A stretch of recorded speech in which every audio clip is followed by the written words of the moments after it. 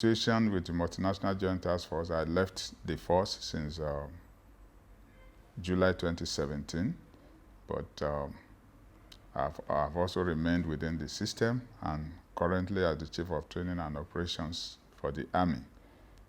I'm fully aware of all the activities both within Operation Lafia Dole as well as multinational joint task force operations. As of 2017, you will recall that both Operation Lafia Dole as well as multinational joint task force had a lot of operations that went very, very well, and those were the times that Boko Haram was actually caged to the point that they were almost ineffective in any part of either Lake Chad Basin or within the Nigerian territory. They were not having any specific enclave that they could call their own.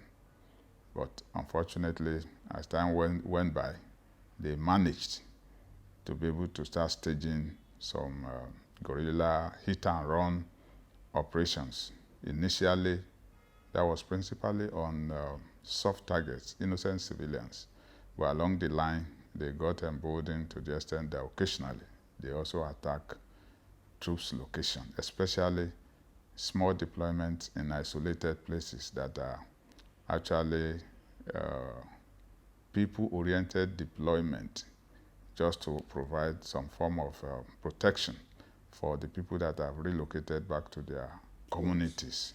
So seeing that that was preventing them from having freedom of action, they included attacking such isolated locations, and that was what brought some setbacks that we had across board late 2018 after the Operation Last Hold, which was principally and strategically designed to resettle communities back to their areas, encourage back to land in terms of farming.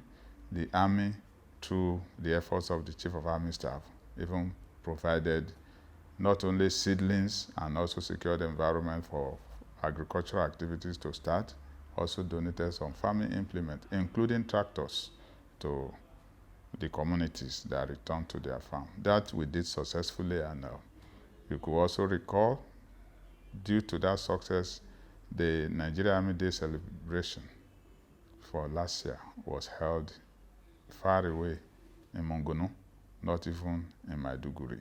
Those are part of the successes that the Nigerian Army can showcase principally. The operation area is fluid, and also the terrain is not simple.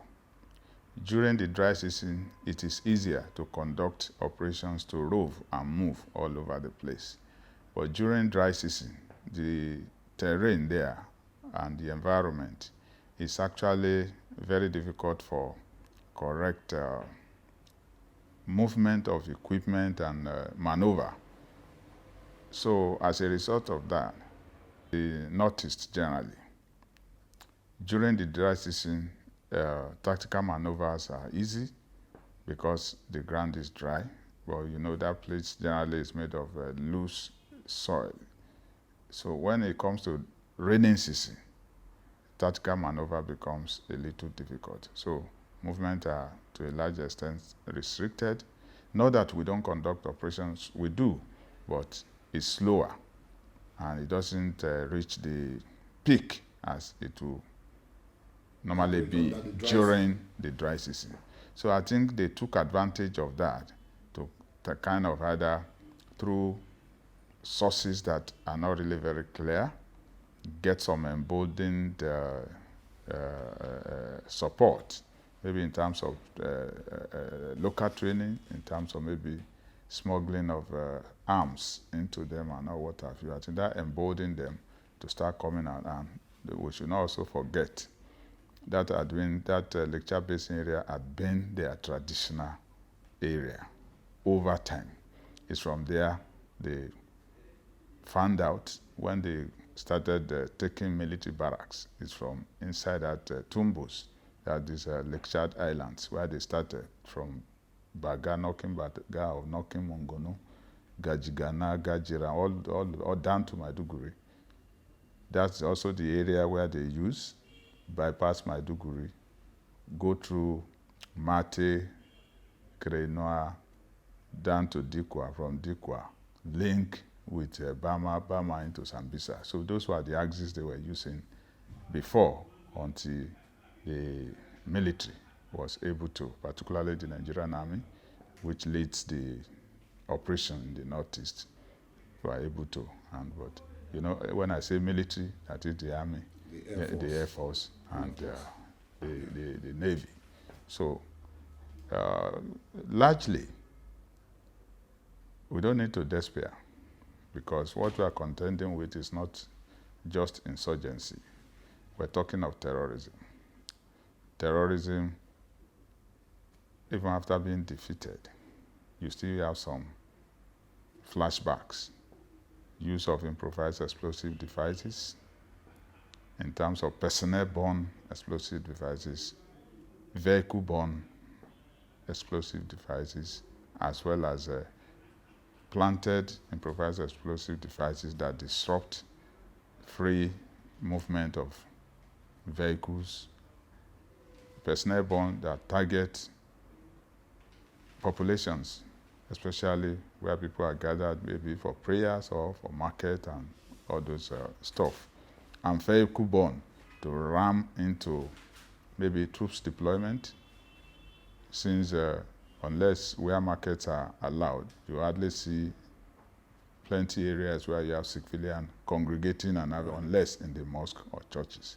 But by and large, Nigerians will understand that that has also been reduced so much.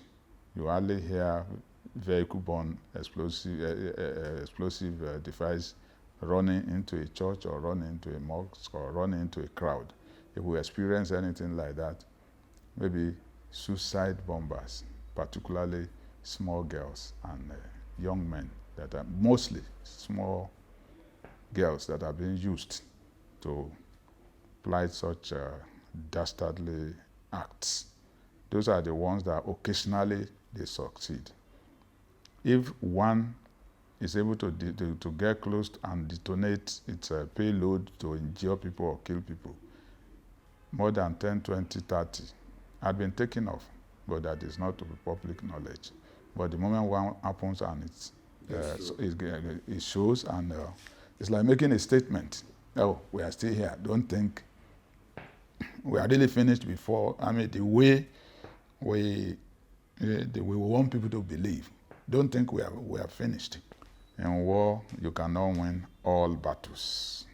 Occasionally, you have some losses, which will quickly ginger you. You learn lessons from whatever caused such mishap. Then you pick up again and deal with the situation.